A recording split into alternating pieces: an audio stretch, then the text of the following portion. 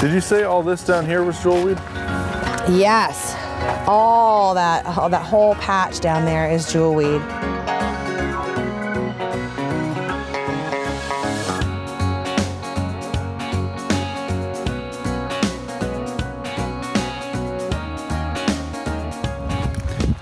All right, so we're in for a bit of a treat today. And it doesn't much matter that it's starting to rain, because we have luxury accommodations today, and I'll get to that in a couple minutes. Something else coming up today is I want to introduce a new segment at the end of every episode where I get some advice on foraging.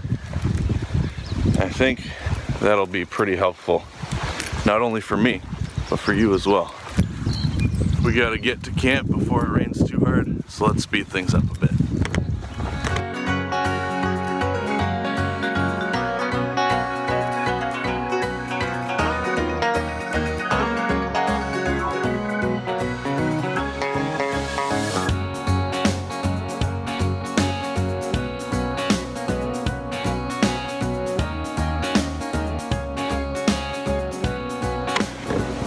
Just a quick pause here, but I call this the Texas rock. Check it out.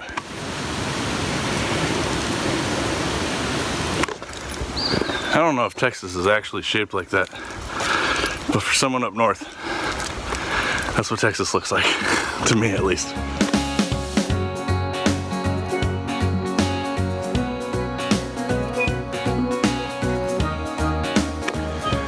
Another pause because I think I just saw a millipede. Let's check this out. Look at those legs.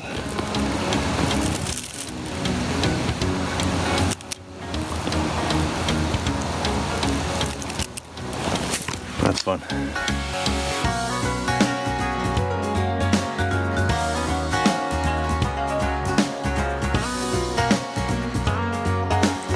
All right, this is the spot. So last week we did the episode on the pizza MRE, which of course was not very good. So I thought, let's level up some food for this week's episode.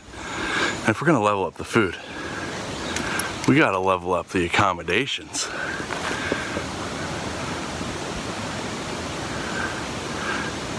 Let's have a resort style dinner today.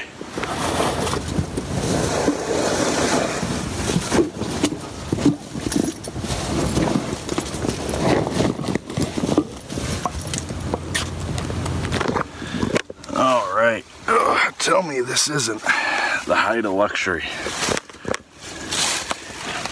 If you didn't see the outside shot, you might just think, oh, he's sitting up against a rock wall. No, sir. Check that out. All right, we got the thermos. But why'd I fill that up? Well, because we're gonna dine easy and we're gonna dine good. Check this out. We've got backcountry bison bowl and, oh man, look at that. That is so good. Peach cobbler. I have been waiting for this for so long. As soon as I saw this, I knew I had to get it. Doesn't that sound good? Peach cobbler in the woods? Jeez Louise. Because we're doing this luxury style, I already got my hot water. Boiled it this morning, put it in the thermos. Theoretically, that's gonna keep the temperature. Now all I'm gonna have to do, I'm gonna have to be careful about it so I don't scald myself. But I pour it in here. Open pouch at tear mark, remove oxygen absorber, obviously. Carefully add 1 3/4 cup boiling water to pouch. I did not think to measure this, but that'll be fine. Stir well and zip pouch closed. Let stand for 10 minutes. So we'll probably cook these at the same time. This one, the dessert, you let stand for 5 minutes. So open pouch, stir again, and enjoy.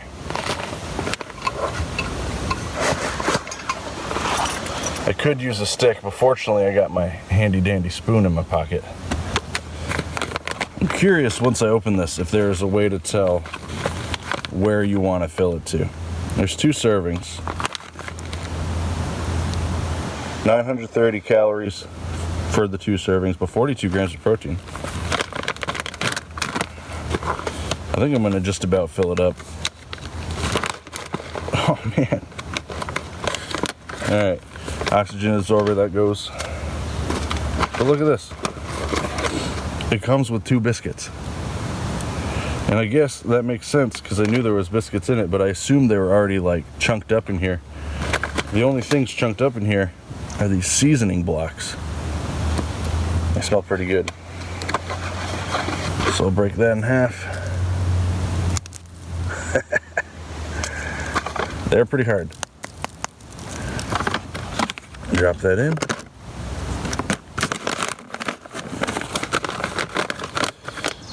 And just to be safe so I don't burn myself, I think I'm gonna run the risk of a little bit of microplastics and put this through the spout. I did take the straw out, so we'll see how that works, but oh yeah, that's working just fine. You can even see it steaming. I don't know if you can, but I can.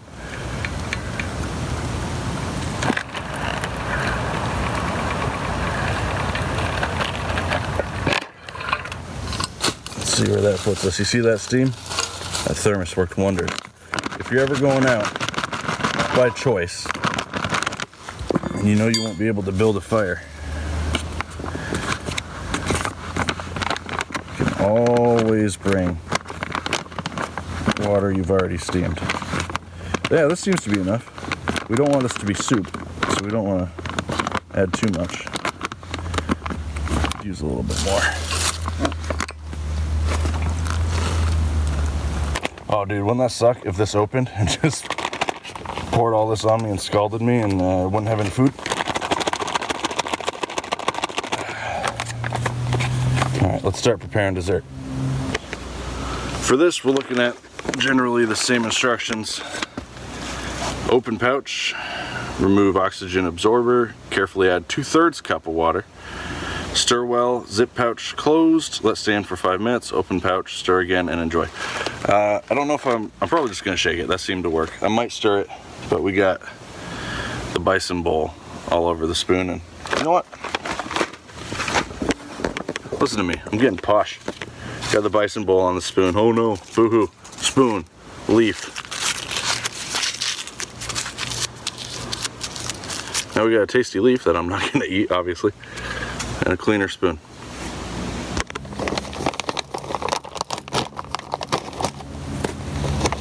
I can't overstate how excited I am for this. I hope it works. Pound cake and granola with heavy cream, peaches, and brown sugar. Sounds so good. Honestly, while we wait, I might have a chunk of this pound cake just dry as it is. It tastes like granola because of the granola, but it's like a sugar cookie. It's delightful. Add some water to it. I feel like this one I could probably overdo and it'd be okay. I guess it'd be okay with both. I have no way to eyeball with my own knowledge how much I've used, but I can scoop it around and see if it feels right.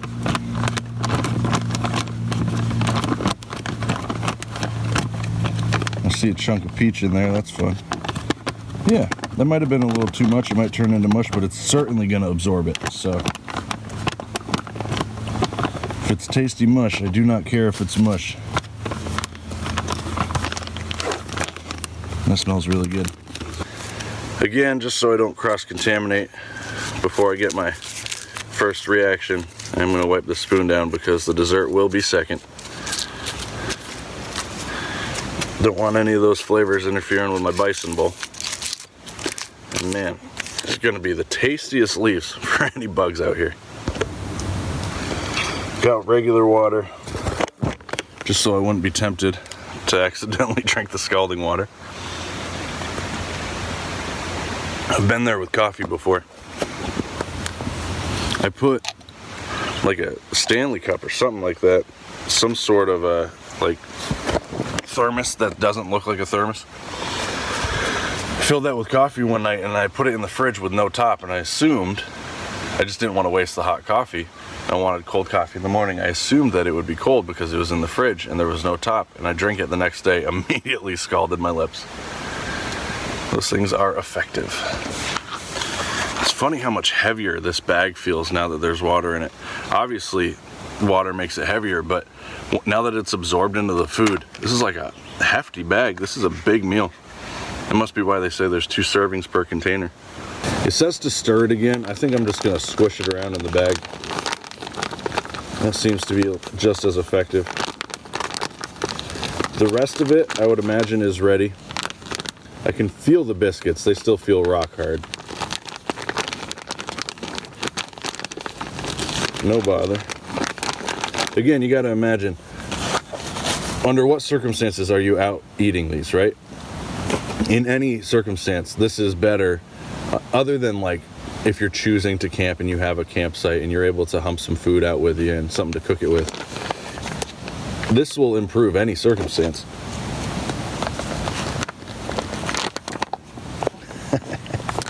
Check this out.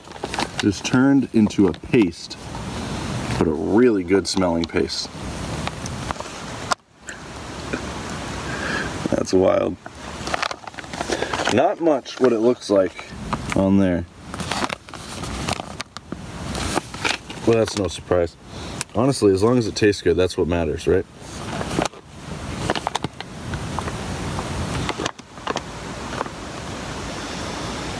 It does smell good though. And honestly, even though I wiped off the spoon, there is still a hint of the sweet from when I was mixing the peach cobbler, which also seems as if it's absorbing some of the liquid, but not nearly as much. This might be a little soupy, but that's my fault. So let's see what the first impressions are of the backcountry bison bowl with ground bison and a creamy sauce with rice, beans, and buttermilk biscuit. It says premium freeze-dried. Like, this is premium. I cannot imagine anything else. I'm not going to say the name of the company, but this is about as premium as one could possibly get for a meal that you can eat outside.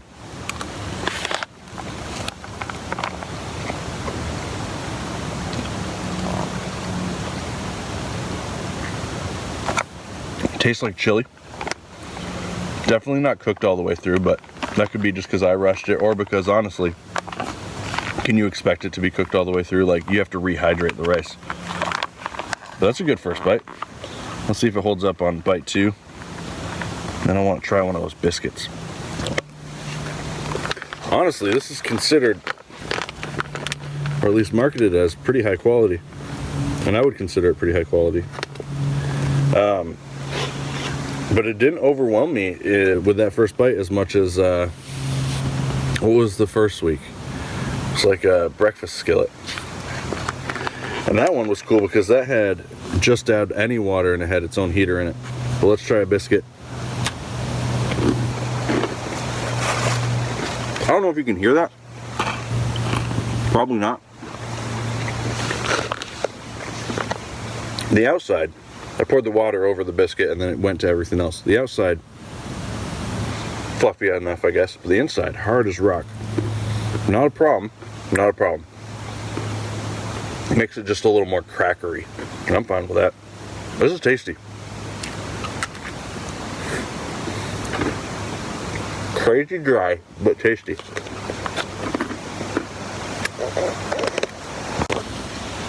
It is so dry that I have to really quickly get to my water. Holy cow.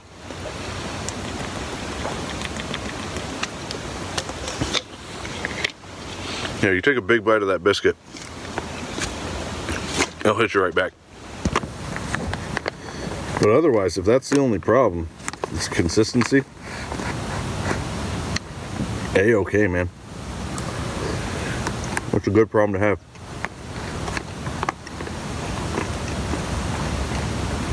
I feel as if I might have just bit into one of those, like seasoning, not packets, but the balls of seasoning. But bison, I can't tell the difference, honestly. I had a bison pizza yesterday. It just feels like hamburger to me. I get some meals delivered for lunch at at work every day from a meal prep company, and they'll do bison a lot, and I love ground beef, and it's indistinguishable to me. Now when people try to pass turkey off, ground turkey is ground beef, get real.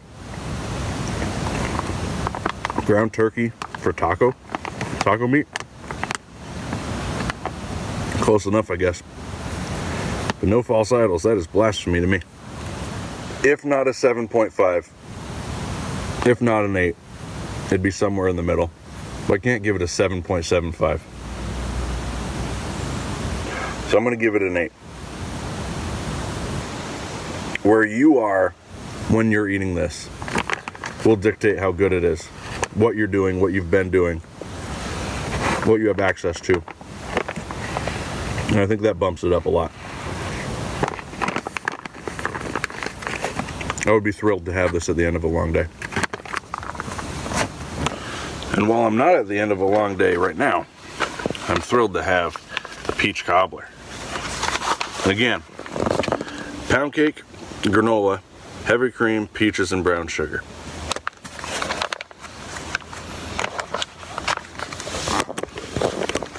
Set this down.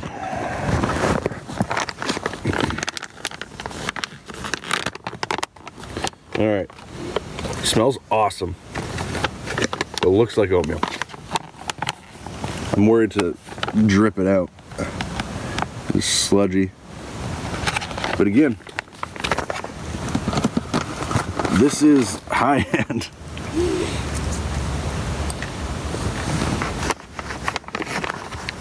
You gotta tamper those expectations if you're eating out here. All right, some people like this, some people might think it's gross. Hey, pup.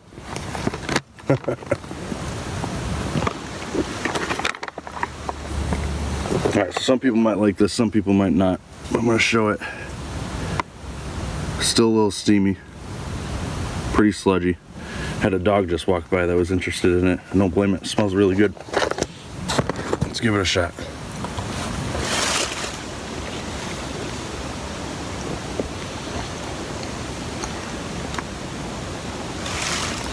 Just like that pound cake from last episode, this feels like home.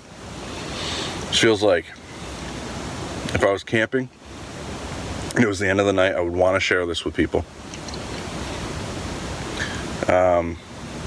If I was forced to be out, whether a combat situation or like apocalypse, this would be a reminder of what life was like in a way that like literally warms the body and then figuratively warms the soul. It feels like peace. That's a weird thing to say, right? But it does. It feels and tastes like peace.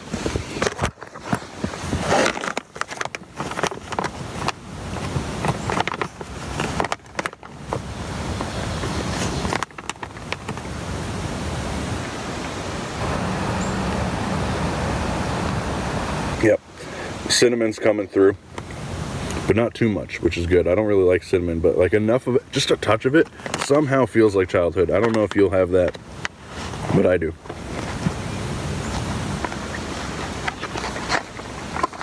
Consistency will vary from person to person whether you think this is desirable. It's very soft. We don't have to worry about the thing we had with the biscuits. Or you're worried you're going to choke and die out in the woods. What was it? The pound cake last episode improved the pizza after. So I'm curious if this improves the bison bowl.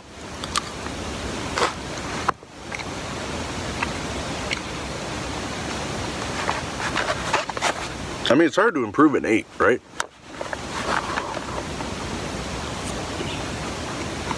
It's good. In a future episode, I've got emery beef filling and then another packet wrapped tortillas. But not like fancy stuff like this, like military surplus. And I think that's going to be fun to make a burrito out of. But if I was just at home and I had this and a tortilla, I would probably make a tortilla out of this, or a burrito out of this. I don't think I would utilize this biscuit too much just because of how dry it is. It is a nice touch. It adds some down home to it, but okay. Backcountry Bison Bowl, 8. Peach Cobbler, 8. All in all, this is a ritzy meal. In a ritzy spot too, eh? It's a good one.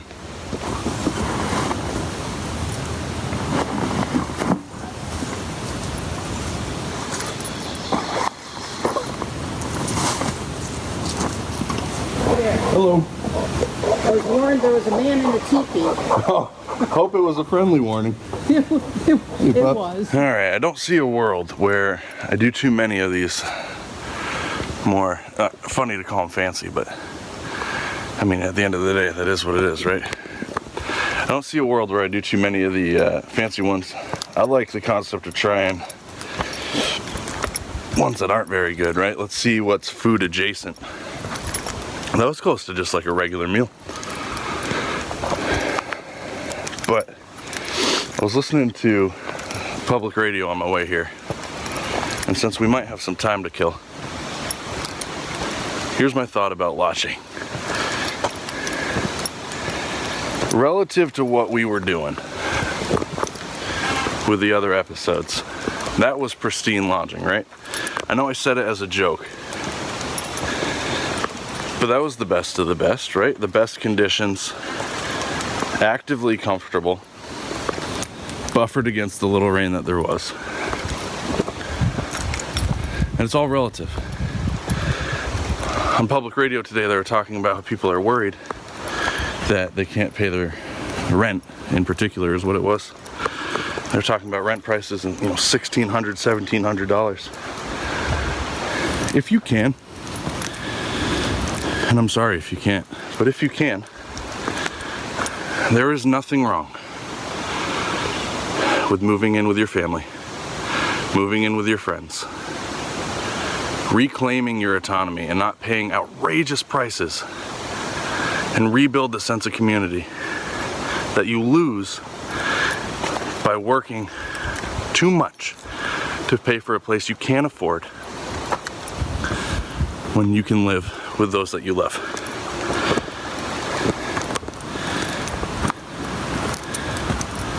It's a little preachy, but you don't need space. You don't need the amount of privacy that you receive from having your own home. You need community and you need social engagement. And you need your labor to be worth something to you and not just worth something to someone else. If you could pool your resources and live in a multi-generational home or get a place with your friends, your money would start being your money again. Your life would start being your life again. And your community would be your community again. So, that's me preaching for this episode. Hope you stick around, learn a little bit about how jewel weed can affect and effectively cure your poison ivy symptoms. And I hope you like that segment because I'm thinking about ending every episode with something like that.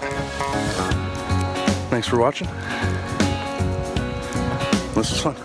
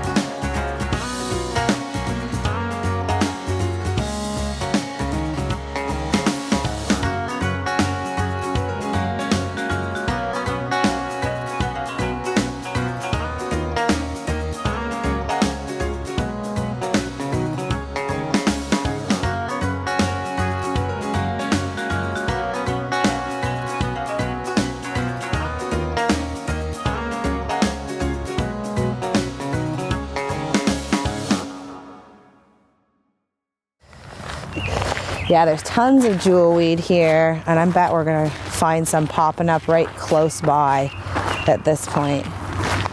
There's some right here.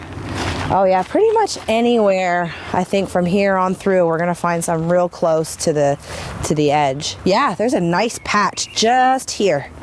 Yep. But you'll find a lot of jewelweed in places where the soil stays pretty moist. They do like the wetlands a lot. And typically if you're, looking to avoid poison ivy or look for the antidote, it's, you'll find one where there is the other. So I'm going to pull this up so we can get a better look. These come up very, very, very easily. Now, it's kind of like a succulent in the sense that it has a lot of moisture in the stem. But let's just say I've got poison ivy on me and I want to do something about it. The stem's going to have a lot of juice, so you're going to want to break this open and start to release the juice, and you would apply that wherever you've got your poison ivy. Another thing you can do if you want to, bring this remedy home is you would take a bunch of these, make sure they're good and clean, and then you would stick them all in a jar, fill it up as much as you can, and then completely cover it in a 91% alcohol and create your own tincture. And usually after about 2, sometimes 3 weeks, hidden, in a cupboard in a dark place. Away from light. Yeah, that's important for a lot of tinctures. What you'll get is this green colored alcohol solution, but it's infused with all the properties of the jewelweed, which just completely eradicate poison ivy, especially if you haven't scratched. I mean, that's a big rule of thumb. Don't scratch if you know what you've got. But if you have, this one can really, really save you. It can knock out poison ivy and dry it up on your skin within a few days. Wow. Which is very fast, because typically most people will have poison ivy symptoms for 10 to 14 days, if not more, depending on how bad you get it. But yeah, this is like one of the plants that has completely saved me during foraging season, or if I'm just out in the woods. So it's a good one to know.